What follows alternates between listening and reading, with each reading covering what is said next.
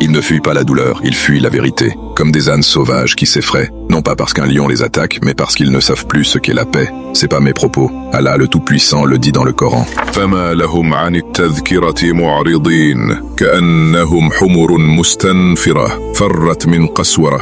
Pourquoi se détournent-ils du rappel? Comme des ânes sauvages fuyant devant un lion. Selon la pensée de Ibn Kathir, le rappel du Coran est comme la voix d'un lion roi de la jungle. Ceux qui se détournent de lui sont comparables à des ânes fous de peur sans raison. Au lieu de s'arrêter pour écouter, ils s'enfuient aveuglément devant la vérité. Pour Al-Qurtubi, les mécréants ne craignent pas la punition mais le rappel lui-même, comme s'ils fuyaient un danger viscéral. Le mot « humur » évoque leur sauvagerie intérieure, réagir par la fuite plutôt que par la raison. D'après Ibn Ashur, le verset révèle un drame intérieur. L'âme humaine devenue bestiale fuit toute lumière. Le rappel n'est pas hurlement extérieur, mais miroir intérieur. Éviter ce miroir mène à la plus cruelle des solitudes. Ils entendent, mais ne perçoivent rien. La voix divine tente de percer la lourdeur de leur âme, mais la peur les commande. Ils fuient, à en briser leur cœur. Tu crois fuir la peur, mais la plus grande terreur est celle qu'on porte en soi. Ce verset, c'est le cri d'un cœur humain devant l'appel silencieux de sa propre vie. Il met en lumière le désarroi d'une âme condamnée à ignorer l'urgence de son éveil. Ce n'est pas la vérité qu'ils fuient, c'est eux-mêmes. Ce verset n'est ni reproche, ni leçon.